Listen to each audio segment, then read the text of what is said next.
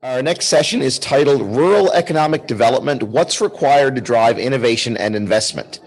And our panel today consists of Mr. John Norman, the CEO of Bonavista Living and the Mayor of Bonavista, Susanne Dawe, the NLWIC Stakeholder Engagement Coordinator, Allison Rowe, Manager of Navigate Incubator, and we'll also be joined by Mari-Lynn Taylor, the Manager of Retail and Production at Choices for Youth, Department of Education, Employment, and Social Enterprise. The panel will be moderated by Jen Crowe, again, our Manager of Strategic Initiatives at Choices for Youth. And so please give our final panel of the day a very warm welcome. Well, folks, really excited to be moderating this final panel of the day. So the first thing I'm going to do is just invite our lovely panelists to introduce themselves. So this panel specifically is on rural economic development and what's required to drive innovation and investment. So today and last night, we talked a lot about youth training, what's required for really rich youth training and employment. And we've also touched a bit on, what does it look like to employ young people in community in jobs that are valuable to them, in jobs where they can kind of see themselves into the future, where they can, co-create employment, engage in entrepreneurship. And this last session of the day is really about what does that mean for communities? What does it mean for regions? And ultimately, what does it mean for our province as we look to, build a province that's resilient, where young people want to live and stay, and stay in their communities as well. One of the things at Choices for Youth that we often talk about is, 2/3 of the youth who we support come from regions outside of St. John's.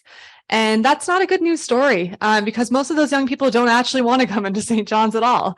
They want to stay close to their family and friends in community or close to their community. And I think, one of the great things about hosting this today in Corner Brook with so many regional and provincial partners is that this can be the first step in trying to make that happen, right? And working together to make that happen and support young people in staying in community.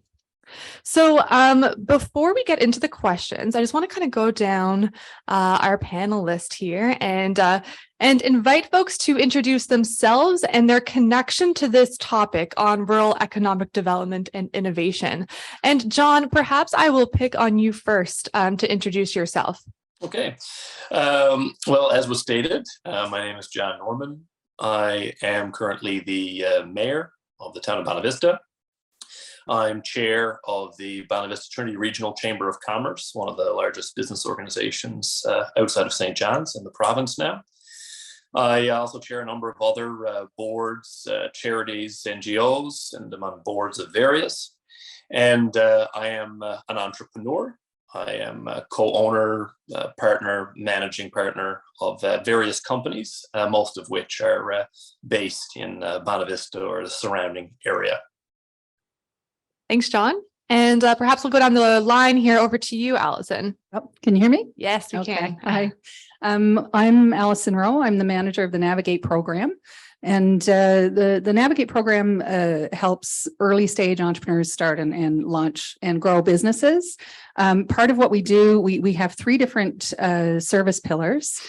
We have 2 entrepreneurship centers, one at Grenfell campus and one at CNA Corner Brook campus.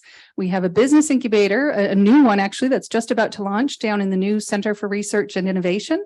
And for those of you who are not familiar with that yet, you will be soon. It's the white building across from the mill. It used to be the old HR building. It's been renovated. And we've just received our furniture. We're getting ready to launch. So our new business incubator and co-working space is moving down there.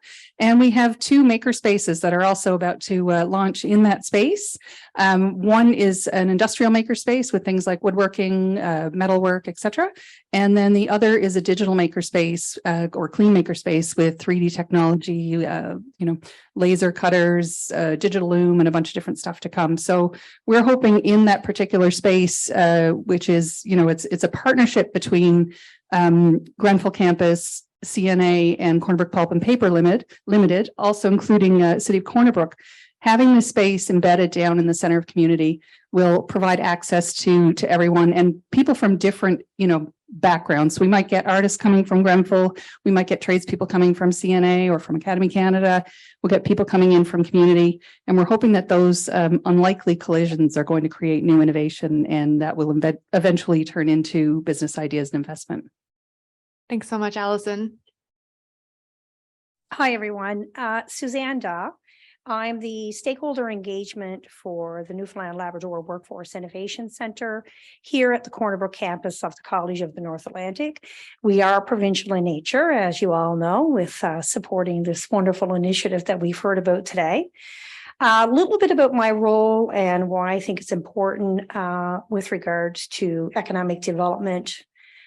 I'm, as I said, the stakeholder engagement coordinator. We engage with all the labor market stakeholders in Newfoundland and Labrador. We want to hear and understand what the challenges are around workforce development.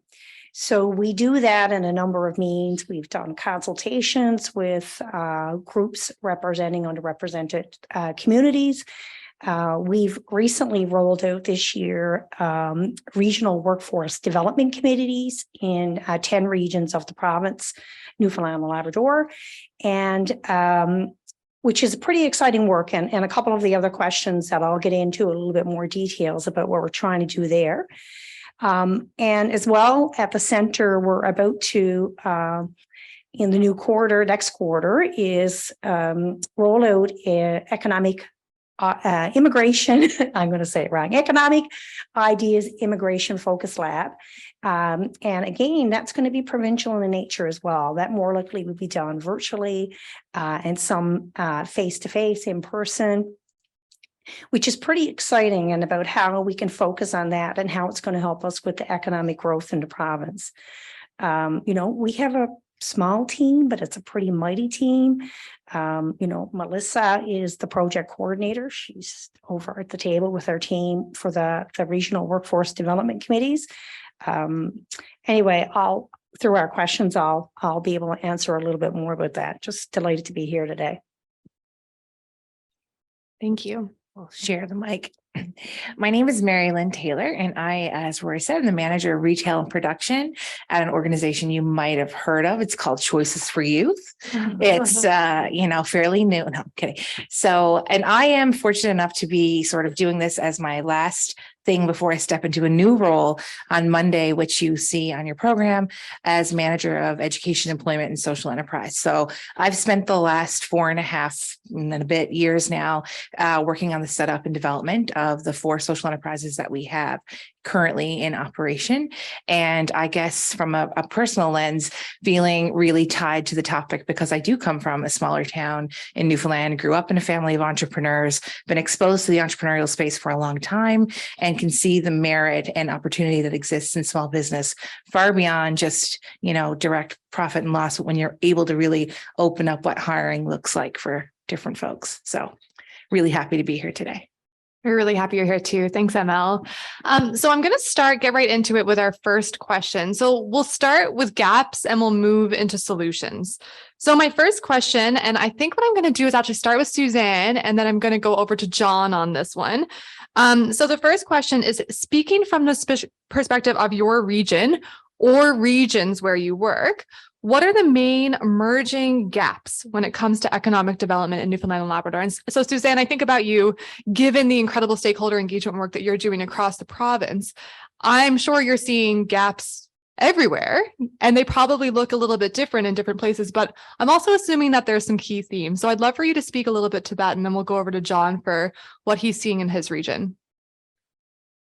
Yeah, actually, the last 4.5, almost 5 years with NLWIC has been amazing to be able to hear from the labor market stakeholders. And when I say that, that's municipalities, chambers, underrepresented groups, from consultations, and our regional workforce development committees that have standing committees of 6 government departments and agencies come together to discuss what are some of the barriers and then opportunities that's being faced in the province around workforce development. And what I always say, we're going to grow our province through economic development and entrepreneurship. We need the workforce to support that. So some of the key things that we hear of on a constant basis is, recruitment and retention challenges across the board. That employers can't find the people with the right skills for the job. But we also hear all the time that job seekers can't find work in Newfoundland and Labrador. So that's really interesting. So we're hoping to get at that, some of the work we're doing with the committees and understand that a little deeper. So recruitment intention across the board, every sector, we hear that as a major challenge. We're hearing that linked with that, the training and skills that's needed in occupations in rural Newfoundland, that maybe they're not matching for the jobs that are actually available in the region. So we need to focus on making sure we have the right training and skills being developed in those. And that's a part of one of the mandates in the regional workforce development committees, that we look at the training and skills development throughout the regions. We've heard immigration, we need immigration, but we also need to make sure that we have the right supports. Then when newcomers come to our province, that there's the supports there so that they will stay in the province, that we have welcoming communities, so many levels there. I mean, to hear the great work that Constanza spoke about this morning with Task Force NL. We've met with her, can't wait to build on collaborations there. But I think our Economic Ideas Immigration Lab that we're about to roll out as well, it's going to hopefully get at some of that work around immigration. Just a really high, and I won't get into too much about the other ones. Maybe I will. Underrepresented groups. We're talking about youth here today, which is so important to keep our youth in Newfoundland and Labrador. And what do we need to do to make that happen? Organizations like Choices for Youth, the Y, CYN are doing amazing work, and we need to continue to support that. But there's other underrepresented groups that we need to make sure that we're focusing on having the right programs for them, persons with disabilities, older workers and women and Indigenous people, newcomers. It's so important. We hear that, we have an older population. The demographic is really changing in the province. So when we're thinking about economic growth, we need to make sure we look at all the underrepresented groups as being able to supply all those jobs and vacancies that we're hearing about in our province. Anyway, I could go on, but I'm going to let somebody else. There'll be more time, Susanne. No, I appreciate this. And, I think those themes around recruitment, retention, the match between the job and the person who's looking for a job, immigration and the supports to support immigrants, those are core things that we've certainly talked about a lot over the past couple of days. So I think this is a really, really great summary to kind of kick us off. And I want to go over now to John, and John, thinking about the Bonavista region, what are some of the perhaps unique gaps that you're seeing when it comes to kind of what's required for economic development or the pathway towards economic development? So this is something I travel a lot and speak on, rural economic development. And I would say we'd have to go back in time just a little bit and look at where Bonavista and the Bonavista Peninsula region was 10, 12, 15 years ago. No doubt, socioeconomically depressed, which created all sorts of problems. Migration was a major issue. We had an aging population. Businesses were shrinking or closing. So it was not a great place to be. Municipalities led by Bonavista, as well as members of the business community through organizations like the Chamber of Commerce, started really focusing on place-based development to enhance the livability and the vitality of the region. And this really helps people have place attachment and falls in line with the ongoing research around the trend of belonging, people wanting to attach to a place. And that has, if we fast forward through all that work over the past number of years, resulted in now in the Bonavista area, a major housing crisis, a shortage of housing, which is a wonderful challenge to have in a rural area. There are so many people moving in that we cannot house them. So now we have to deal with those particular issues. Training would be something that we are still working on through the Chamber of Commerce and hopefully through our College of the North Atlantic. I sit on the Post-Secondary Advisory Committee as a former business development officer for CNA, working with various campuses when I was based in Bonavista. And I think there's a lot of opportunity still not realized yet at a lot of the CNA campuses, especially our medium and smaller rural campuses. These should be economic engines for the region. They are huge resources to have. So when you look at where Bonavista region is right now, and we have, one of the highest business startup rates in the province, we have a business incubator space run by the Chamber of Commerce, we have a co-working space, which Chelsea McNeil helped us launch a few years ago. Huge success. One of the first rural areas in the province to do that type of work. And it has helped support the development of an entrepreneurial ecosystem. But if we look a kilometer down the road from our chamber base, we have our College North Atlantic campus, which is and has been incredibly important to the region. But unfortunately, one of the challenges I would illustrate are how slow sometimes the cogs and wheels work to turn in organizations like CNA and others. We are a thriving region, but that's not reflected in our CNA campus. And the process of getting the training required to encourage and grow what's happening in the region doesn't take months, but it takes many years. And I would like to see going forward ways to kind of streamline that process, especially in unique situations like the Bonavista Peninsula, where you have really strong growth in rural economic development. And the last thing I would point to is something that I'm experiencing personally. I have a number of Ukrainian refugees now relocated to Bonavista and working with a few of my companies. And I personally have to step up and put in place supports. On the Bonavista Peninsula, there's currently no offering evening classes or supports for English. So I have now had to locate retired teachers and create my own English at night training that I'll be introducing to some of my Ukrainian staff in the new year. So we're looking, as was alluded earlier, at immigration as a major piece of Newfoundland moving forward, and the shortage of employee crisis that is blanketed the province, and our region is no exception. We need to have those supports in place. It's wonderful to say you're going to have hundreds and thousands of refugees and immigrants coming into the province, and we need them and we can train them. But who's going to do that and where? It can't all be based in St. John's and Corner Brook and the largest centers.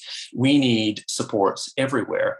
So it's going to have to be more than piecemeal as it is right now, those supports when it comes to immigration. Yeah, that's a really great point, John. And I'm thinking about this concept of meeting market demand with appropriate skills training, right? And you're doing it. You're doing it by offering that kind of English as a second language training in the absence of formalized training supports. And so I appreciate your call there around how do we look at the regions and localized regions and think about where is the market demand, where there are employment opportunities, and our skills training really meeting that demand as well. So I think that this is a really great lead into our next question, which is really about solutions. So when we look across Newfoundland and Labrador, when you think about your own work and the innovative approaches that everyone on this panel has taken, right? My question to you is, what have you seen work from a local or regional economic development perspective? And if it's not something that you within your own agency have implemented, what have you seen work in other parts of the province or country or even internationally? So I think we have a couple of folks on our panel who have a really strong entrepreneurship background, social enterprise, but also kind of entrepreneurship more generally. So Allison, maybe I'll start with you on this. When it comes to kind of regional economic development, what are you seeing as some potential solutions? What are you seeing working? I think some of what needs to happen is a mindset shift. Yeah. And recently we had a sustainable rural design conference here that we held at the CRI, and we also went to Norris Point for part of that. And there was an interesting conversation that happened there that was sort of eye-opening. There were a lot of folks around the table who were, I'll say, in their 40s, and who had in the early 90s gone away because the narrative at the time was there was no opportunity in Newfoundland. There were no jobs. You had to leave. Mm-hmm. So we all sort of believed that. A lot of folks were from Corner Brook, some from other rural areas along the Great Northern Peninsula and Gross Mourne. And we all left because we didn't think there was anything here for us. And, going away, you realize that that's not true, right? And you realize that when you go to another place, there are trade-offs. So you might find a great job in downtown Toronto, but you're going to lose 2 hours a day commuting each way. You might have access to a great school, but you don't have parents nearby who can help you when you raise your kids, all these things.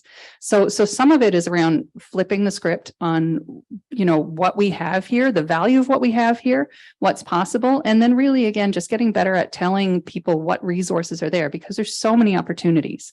There's so many resources to help people start businesses. And in rural in particular, a lot of that is not, they're not necessarily your standard for-profit business models. They might not be social enterprises, but they're businesses with a social mandate, or, businesses that are chasing their mission, not their bottom line. Mm-hmm. And so if you look at communities like Grosse Moor's a perfect example. You look at places like Woody Point.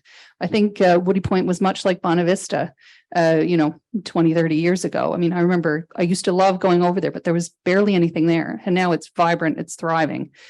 Same thing with Norris Point. It's things like the hospital there that was, transformed into a center that helped people in the community develop different initiatives that really helped keep Norris Point on the map. And the same can be said for Rocky Harbor and St. Anthony and other places.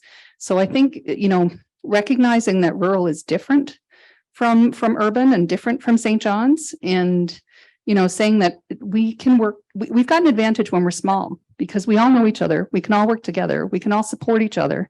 And if I've got a business that is doing X but needs Y, then there's probably someone in the community who can fill that need. So that's another opportunity to be developed. And I think we saw that there were people doing that really well during COVID, particularly up in the park, helping each other out, and new businesses and new ideas formed from that. So I would say starting with that. Thank you. That's great. And yes, over to you now, ML. I'm thinking about that really topic of solutions and what have you seen work? Right. So just to jump back and forth for a second, in our social enterprise work, we currently, when things are moving at a real good pace and we're fresh off of a training program, and all 4 social enterprises are sort of where they aim to be in terms of trainees, we could be working with upwards of 40 youth at any given time. And so when we, as we move people on, we're always, post-secondary is one option, but competitive employment is also the other option of what a lot of folks are working towards. So I think it was somebody on the NLWIC team who touched on it this morning around like what that next step looks like when it comes to bridging that gap into private sector and getting folks to work. I mean, not everybody's going to go to school. So to switch hats for a second, I own businesses in the private space. So I, unlike many businesses, am facing the situation where it is really hard to hire right now.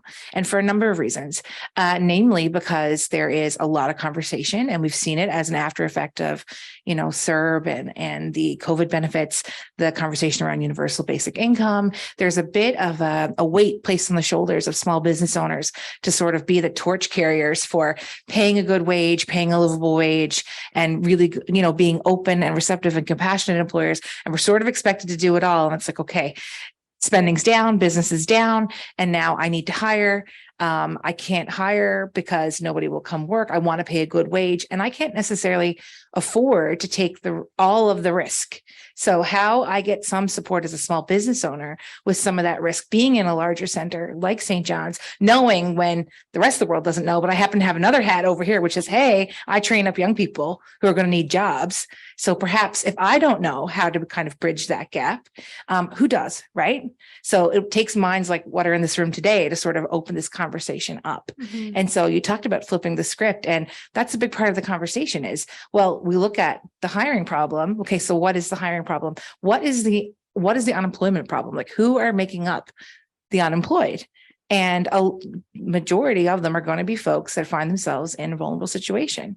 So it's awfully hard for private business, especially on the small business side of things, small to medium size, to carry that weight and responsibility of providing opportunity, providing chance, plus doing it at an affordable, livable wage for everybody with little to no support. So I can say, I don't know if that really answers your question as to what Right. is working, Yeah. but I can tell you what we're trying really hard to fix. Absolutely. Yeah. And I think what you've highlighted there, ML, is like it's, providing those opportunities to get trained and employed quickly, right? As a mechanism to then get into this long-term labor market attachment. Right. And I think too, coming from just a town, an hour outside of St. John's and growing up, even like, I don't meet our youth mandate, but I'm not that old. So I can say that, I went to high school with people not so long ago who didn't finish high school, but they're some of the highest earners friends that I have because they happen to come from a family of tradespeople.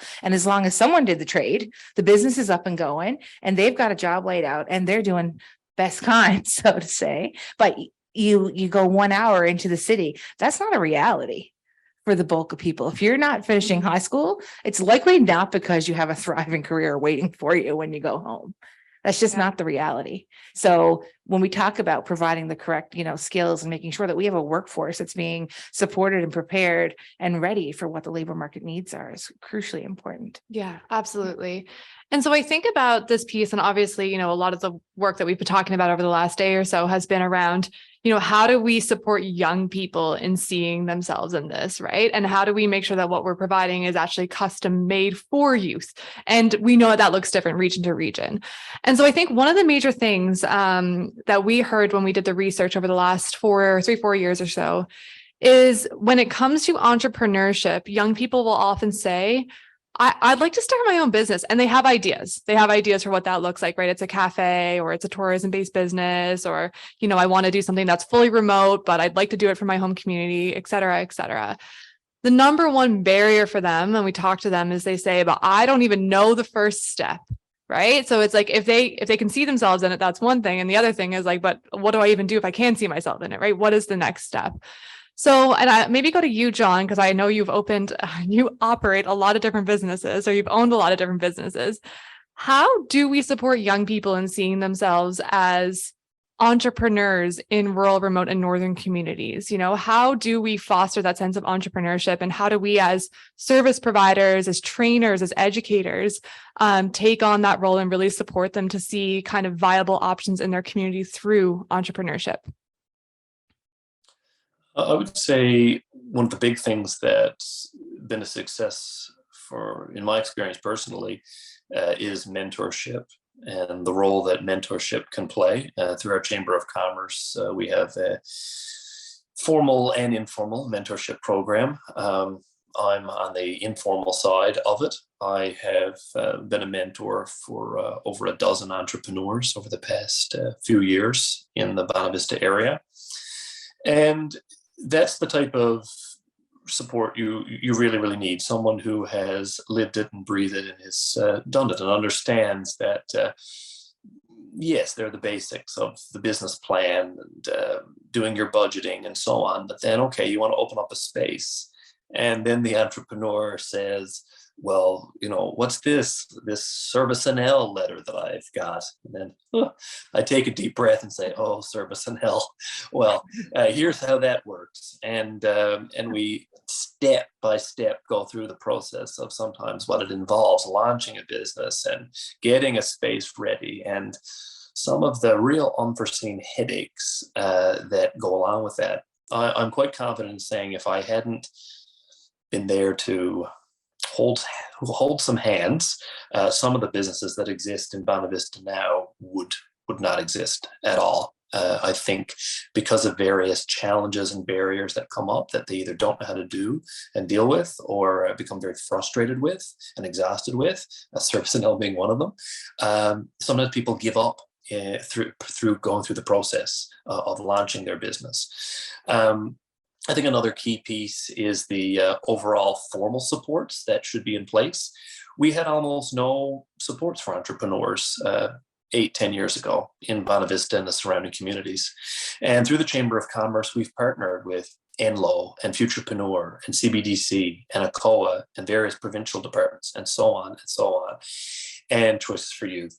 And we have had outreach. We have had the YMCA Entrepreneurship Office open satellite space, and CBDC and Futurepreneur and NLO and so on. And now we can schedule in monthly or bi-monthly meetings with entrepreneurs and people who need supports with professionals. So our goal is always to keep it at low or no cost through our Chamber of Commerce. So you can come, you can work there in the co-working space. You can launch your business in one of our incubation maker spaces. We have 4, 2 of which are currently occupied and doing well.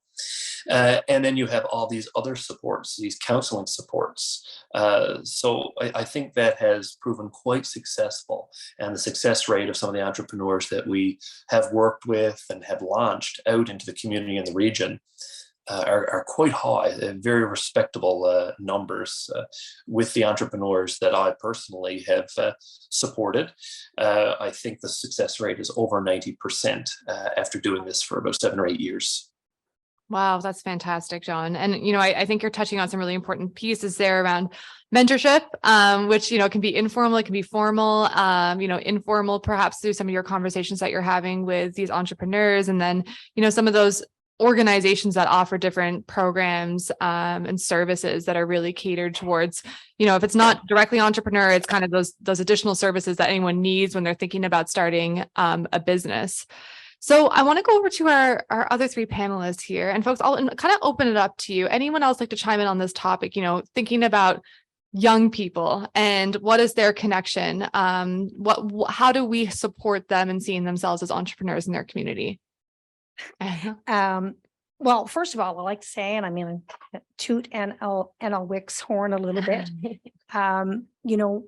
with our 20 research projects that's been funded to date, we've had projects such as the Choices for Youth, but as well the Genesis Center, CEN, that focused on social enterprise, all the organizations such as Navigate and those sorts of things. But back to the research projects themselves, I mean, if we just look at Genesis itself, that was women and immigrant founders. And prior to this opportunity through NLWIC, Genesis really didn't have a mandate or a focus at looking at women or the immigrant founders. And if Michelle Sims was here now, she would say that Genesis 4 years ago were a lot of young white men who were enrolled in their programs and their startups.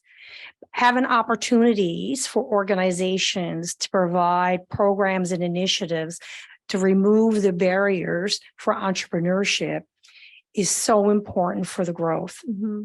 Genesis numbers have increased significantly. Unfortunately, maybe if I call on one of my team, we might know the numbers right off top, but the numbers have increased. We need to continue to support the organizations, do the research, break down the barriers to support youth in entrepreneurship in our province.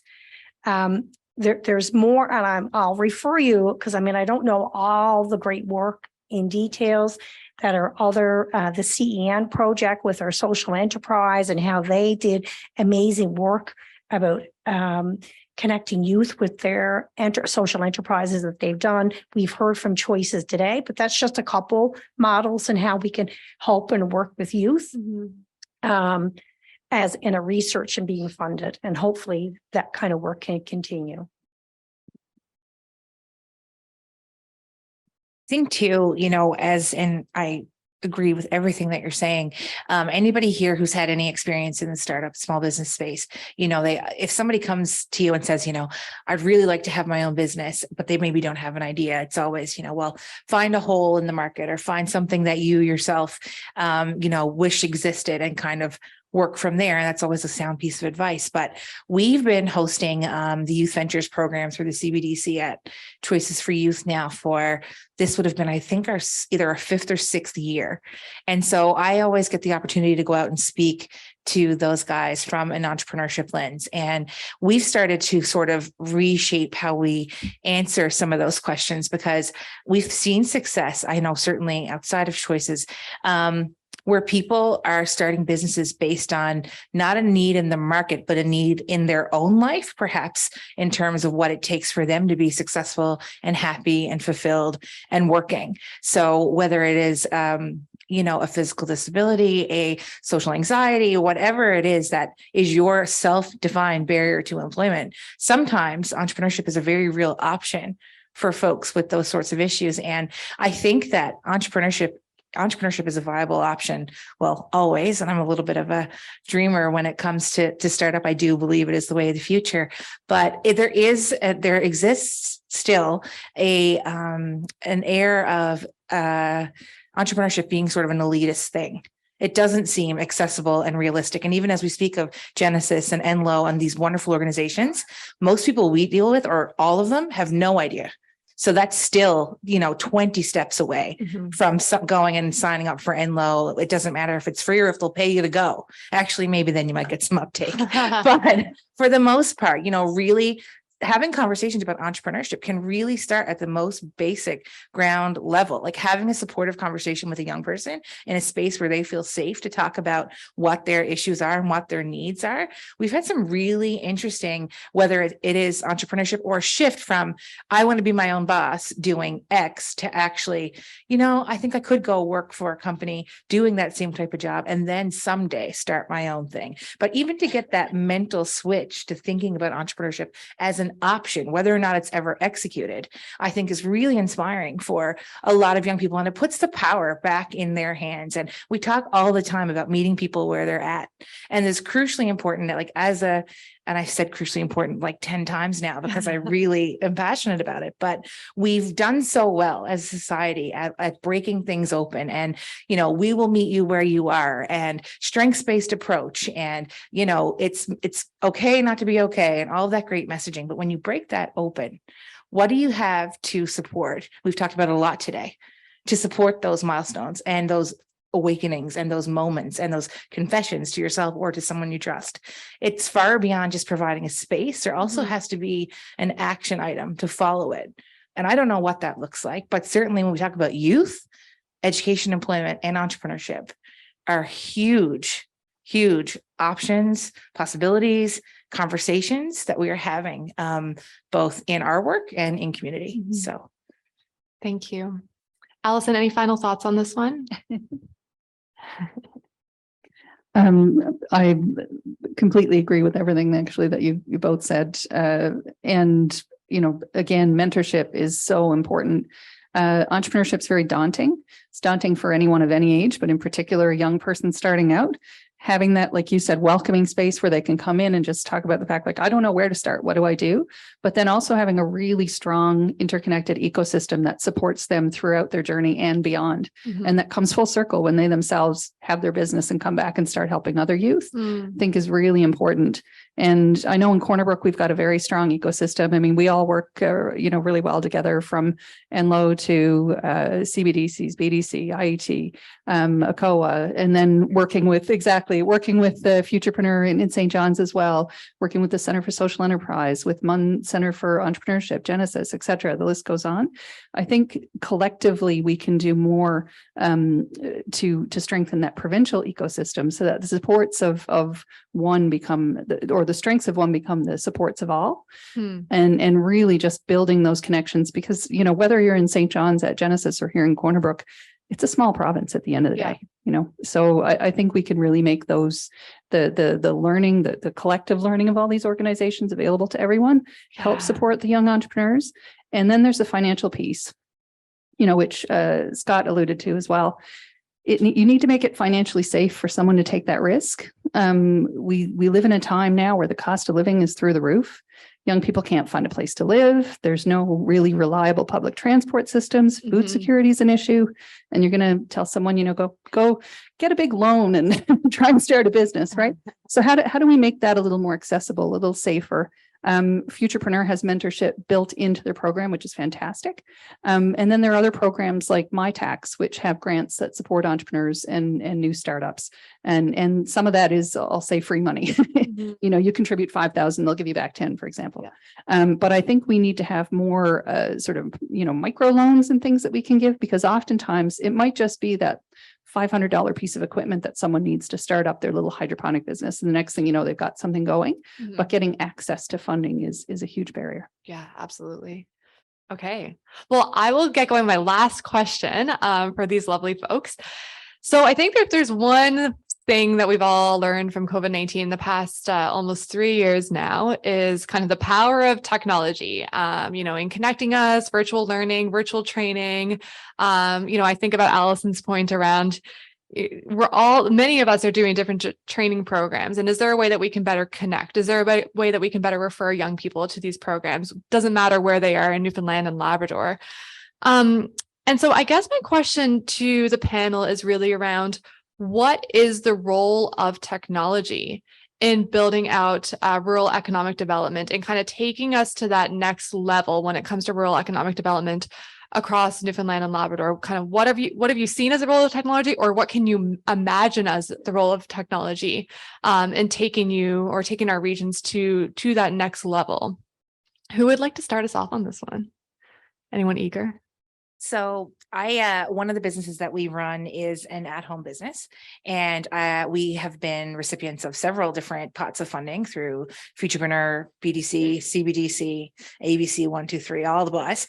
And I will say that there is a huge incentive right now to really up your marketing game. So there's money and funds available for that to get your work online, not just for your own business growth, but interest in your community. So if I was to tell you where one of my businesses is in that little community, and you go and look at our flashy ad that's going across all your social media, then there's potential that you may have some interest to then come to the area and then, spread business into your area. Not to mention, it gives people a little bit more faith that they can take that risk, take that loan, open a business in a rural community and still have exposure is expensive. Right? Or you did something not great when nobody wants that kind of exposure, but there's money there for that. Also, if you are somebody who struggles from, again, and I touch on it because it's so close to the work that we do, and leaving your home and being around people and working in groups is difficult for you, it is a very real possibility to have an online based business or a small service that you offer that you don't even need to leave your house because of social media and the internet and all of those great things. But I think that it's been really, I can tell you from a personal experience, that particular investment being made into advertising your business to the best of its ability has been crucial, especially coming out of COVID for a lot of small businesses. Mm-hmm. So certainly that. And also I think that we need to start looking at things like the internet as being a necessity at this point. Mm. So living again where I live to do all that is great, but there's a internet monopoly problem and we need some help there. Absolutely. Just before we go over to Allison, I just wanted to pop over to John for a second, because I know certainly the concept of online based businesses, but also just like working remotely, working from your community and working somewhere, a company that's based halfway across the country or is perhaps based in St. John's and you're in Bonavista, like this, it seems at least that this is kind of really taken off. And for some companies, it's here to stay. Are you seeing that, John, from a kind of attraction, retention standpoint in the Bonavista region? Yeah, certainly. One of my largest companies is real estate development in Bonavista, and a lot of the people that are moving into the area are work from homers. We have software developers and engineers. We have lawyers, architects that have moved in from urban, mostly out of province areas. Now that they can work from home, we have immigration lawyers that were normally based in downtown Toronto and architects from Vancouver and everyone in between. So certainly technology allows for a major growth potential there. And in addition to human capacity in the community, which I always like to point out, when you're able to grab on to more and more of these people in more rural and smaller remote areas, it's also really critical for the communities, for the not-for-profits, for the volunteer boards and so on. Technology makes those people more readily available in your community because they can work from home 9 to 5 on their computer or any other hour, and then they can still show up and do something with the local theater at 7 that night, as opposed to that never being possible before technology and having these people living in the community. I would also say that technology for Bonavista has really helped us differentiate the type of development that's been happening. I know Rocky Harbour, the Rosemorne area, Woody Point, and other places have been mentioned. And Bonavista is one of those places. It's become one of the most visited communities in the province. Tourism is incredibly important. Technology has assisted the community and the Chamber of Commerce in differentiating ourselves in one key way, in that Bonavista is also one of the hottest places for exporting in the province. Mm-hmm. So 5 years ago, we had one exporter internationally in Bonavista. And now about five and a half years later, just on Main Street, we have 7 international exporters that ship out to roughly 17 countries around the world.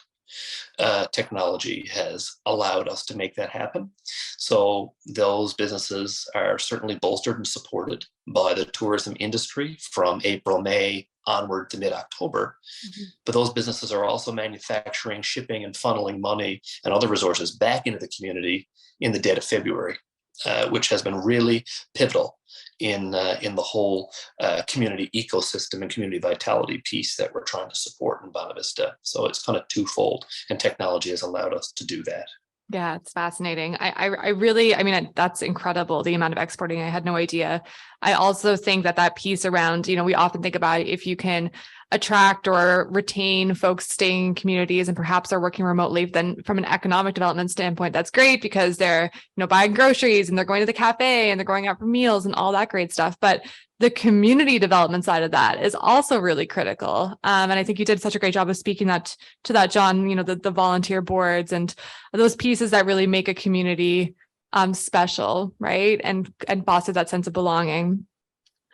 Allison, I'm going to go over to you and then I'll open it up one more time for folks if there's any last minute questions.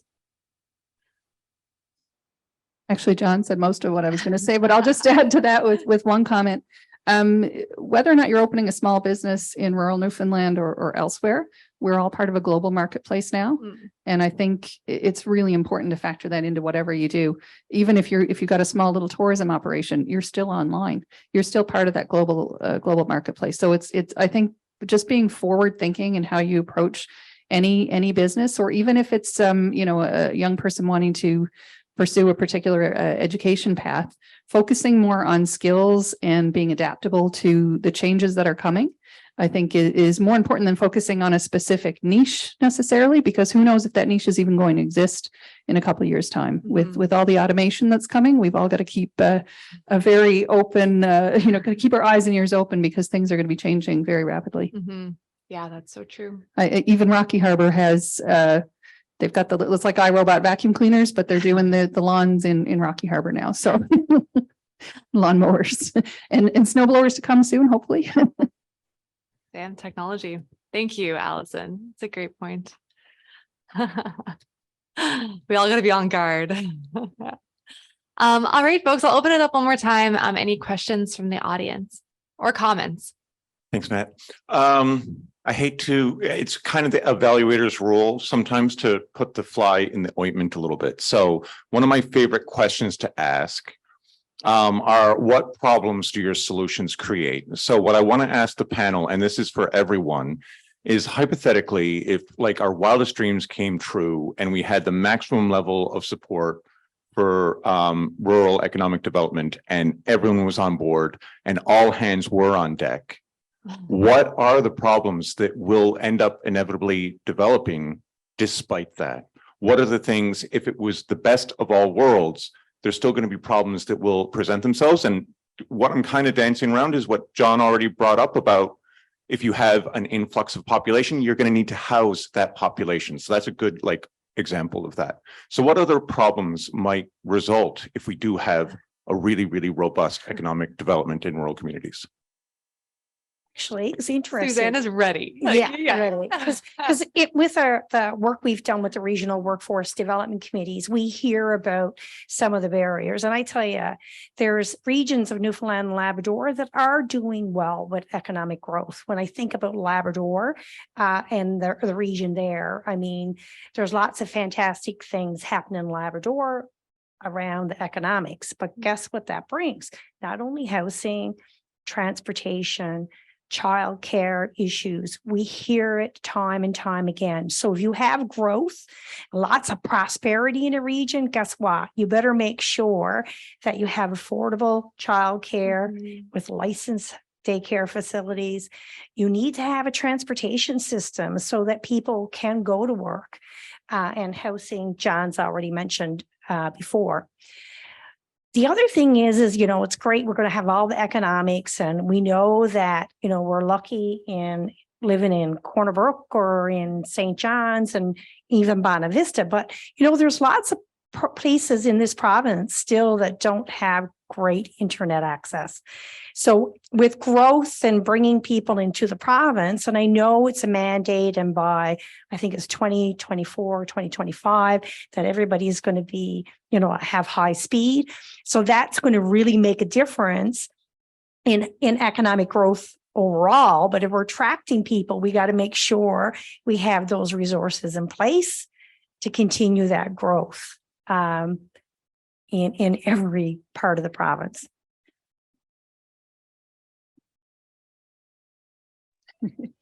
Quick question. Who here likes Airbnb? Airbnb is I great. can speak to that. But, so something as wonderful as a business idea like Airbnb suddenly creates a housing shortage, right? There's an example of what you're talking about. I think in small communities, we need to think about, we've got to think about circular economy. We've got to be thinking about blue economy, green economy, and we've got to be thinking about business and development in the service of nature, culture, and society, and not the other way around. I think historically, it's been the other way around. We've been using our resources, we've been using our people, we've been using our culture to make money. Well, we've got to flip that script and make sure that the things that we're doing are responsible. We need to keep a close eye on it, and we need to make sure that we revisit constantly what we're doing to see what those negative impacts might be and to respond to them. Yeah, great. And Matthew, if I had a fly in my ointment, I'd throw it in the garbage, just saying. I will say that if, to your question, and we've seen it in times of prosperity, we've seen this island in really, really good times, and we've come back the other side of it. But some things, don't change, and if anything, will be amplified. For example, people who work with me hear it a lot. All work is good work. All work is needed work. In high times, big business that employ a lot of people have not reacted to reflect times of prosperity. And now we're in an economic crunch and they're still not reacting. So if all of these things you said, rose-colored glasses, all supports are in place, small businesses are thriving, people are at work, youth are off the streets, immigrants are happily housed and healthy, we still are going to go through Tim Hortons lineup. We're still going to need to go buy cat litter, right? So to really break it down, those jobs still need to happen. We still need people to work. So those employment issues are going to be amplified. Maybe then someone will deal with them, but that's going to be an issue. Yeah, this is great. A welcomed issue. John, any final thoughts from you? Yeah, I could touch on a couple things there. So yes, we've gone through some of that, and as I alluded earlier, we are the, I guess, creators and engineers of some of our own new challenges in Bonavista. We've created great economic activity, relatively speaking, for a rural area. We have been a lead player in the growth of the housing shortage. Expectations on municipalities and municipal governments on what they invest in, how much they invest, and how quickly they can grow and manage the expectations of their new residents. Moving in from St. John's or Corner Brook or Halifax or Munich or Toronto or wherever, there are expectations of new residents that smaller, more rural communities are not used to. And you can't just say, no, we can't do it, because that's the growing population in your community. So you have to be able to try to respond and plan around these new expectations on your resources and on your infrastructure and public works. That has been a big piece. I will just touch on finally, with regard to suffering from our own success and the housing shortage in Bonavista. in 1997, when Queen Elizabeth II visited, and we had the Matthew celebration, John Cabot, 500 years, blah, blah, blah. Everyone knows the story. Bonavista had 3 registered accommodations based on ACOA data. We fast forward now, we have over 140 accommodations in the town of Bonavista alone. And that's not 140 beds. That's 140 listed accommodations. I, for one, own one accommodation that has 12 rooms. Someone else owns one that has 13 rooms, and so on. So we have hundreds and hundreds and hundreds of beds created. We have lost houses over it. And the Airbnb piece, or platforms like Airbnb being one of the main issues, they have caused great stress in our community over the past couple of years. And I'm quite confident that Bonavista will be in the news yet again in the coming weeks and months. We are making some big announcements on municipal legislation, and we've been working with our lawyer on it for a number of months, but we have decided as a municipality, we have to draw the line somewhere, and our community has to be livable. Well, this is a great way to close our panel, John. So I thank you for that. And we look forward to that announcement. Folks, we're actually going to finish up. We recognize that the weather is getting quite bad. But before we let you all go, I just want to kind of share a couple really quick reflections. So one of the things that Chelsea and I were going to do to close things off is to kind of get everyone to brainstorm, what are some of the solutions that we took away from the day to day. And I actually just thinking as I was hearing this panelist speak and reflecting on the day, I have 11 in front of me that this group collectively came up with today, right? These pieces around needing to go slow in the way that we support young people, in pairing market-based opportunities with appropriate training across regions, investing in wraparound supports, prioritizing affordable housing, looking at the ecosystem when it comes to youth training and employment, that we don't all need to be doing the same thing, but rather, with technology and the types of connections that we're creating today, we have the ability to play to our strengths, to offer training that is suitable for certain populations, but could be, scaled across the province, offered remotely, or some combination thereof. We've talked a lot about, I love Allison, I think it was your piece around, it's about honing in on what are those core skills rather than putting yourself into a particular bucket or a particular niche. And I think that that's really where the future of employment is heading, particularly for young people right now.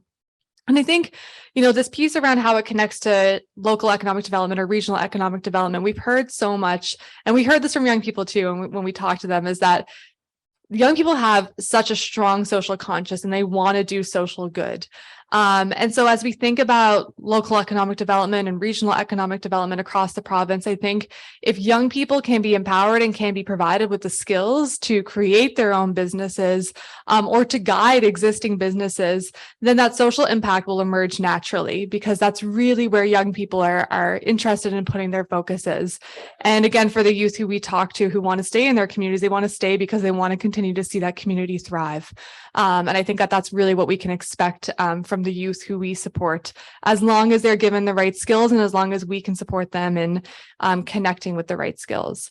So with all that being said, I could go on and on, but I just genuinely want to say a couple quick thank yous to the Choices for Youth team. My goodness, folks have driven across the island over the past couple of days, through a snowstorm, I might add, an unexpected snowstorm, and have really just poured countless hours into research, training, support programs, pivoting over the past 3 years. So special shout out to Rory Lambert, who has led so much of that training piece through the NLWIC project, and Matthew Cooper. Where is he? Matthew Cooper, who's led so much of our research and data collection. And of course, Chelsea McNeil, who's been our project lead on the initiative over the last 3 years. I want to thank the entire NLWIC team, who've been just incredible partners, supports throughout the entire project, have been so patient, have provided guidance and leadership and suggestions, and have helped get many of the wonderful faces that we're seeing in the room here today.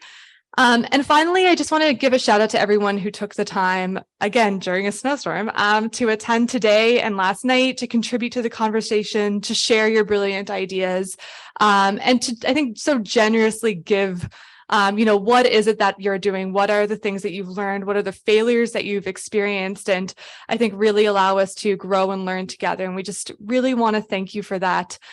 So a round of applause for, everyone who was part of making this day happen, and a round of applause to each of you.